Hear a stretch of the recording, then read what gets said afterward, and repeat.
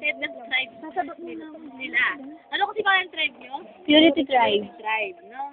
Sige, ito po si Ate Lea, yung chairman ng hello, pinakamaganda. Hello! Ay, tutulong. Ay, hindi, gusto daw niya siya. Sige, before tayo kumain, mag-pray na tayo tumayo. Muna tayo ni Ate Carissa. Hello, Carissa. Sige tayo. Sir, hindi, joke lang yun, joke lang. Nakatayo pa ako. Kaya ko sa... Ano tayo?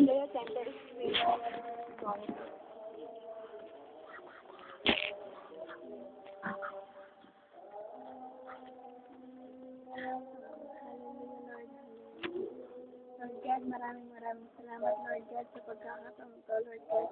Nagkatutong-tutong kami, Panginoon.